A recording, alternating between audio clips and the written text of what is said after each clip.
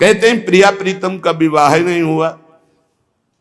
पाताल खंड में पद्म पुराण में पढ़ के देखो, बंशी वट में जहां वट है उस वट के नीचे ब्रह्मा जी ने ब्याह किया प्रगट लीला में, अवतार लीला में।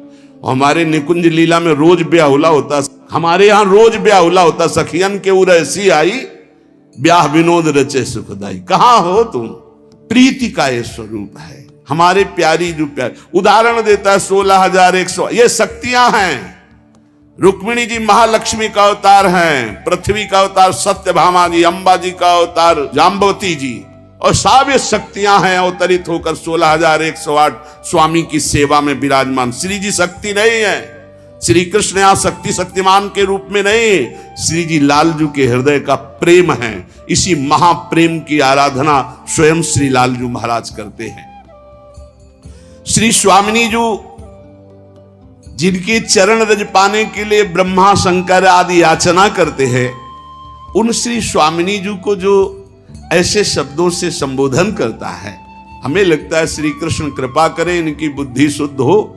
और ऐसी प्रार्थना है जनता से कि ऐसे भागवताचार्यों से कथा ना सुनो जिनको खुद कथा का ज्ञान नहीं, खुद तत्व का ज्ञान नहीं, केवल बस हवा में चल रहे, हवा में बह रहे, 4 श्लोक पढ़ लिए और बोल रहे। जितना ऐसे छाचित्र गिरोगे कि कहीं उठाने वाला कोई नहीं मिलेगा। साधुता, भगवत भजन, शास्त्रों का ज्ञान, ये जन समुदाय के मानस पटल पर विकारों का नाश करके भगवत प्रीति प्रदान करने के लिए है।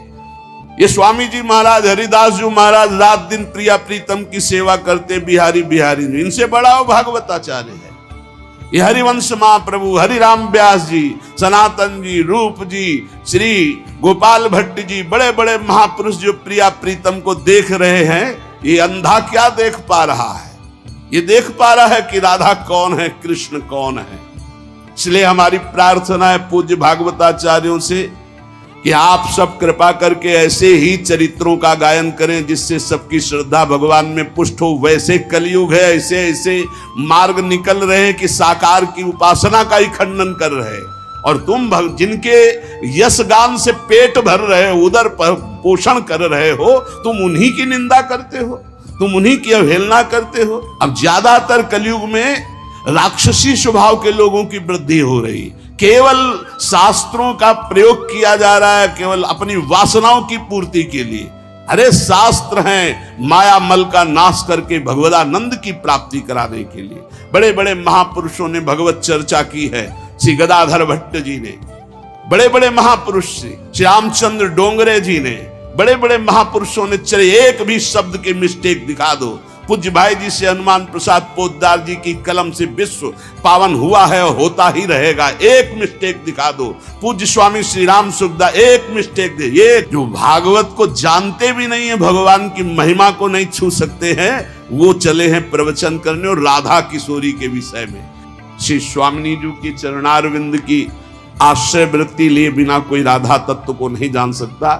कल हम जब क्लिप हमको दिखाई गई तो हमें बहुत असंतोष हुआ कि छोटे छोटे बौद्धिक स्तर से जो लोग भक्ति करते हैं उनको पता नहीं शास्त्रों का, उनको ज्ञान नहीं। आप लोगों के मुख से ही सुनकर उनकी श्रद्धा पुष्ट होती है और भगवान के मार्ग में चलते हैं।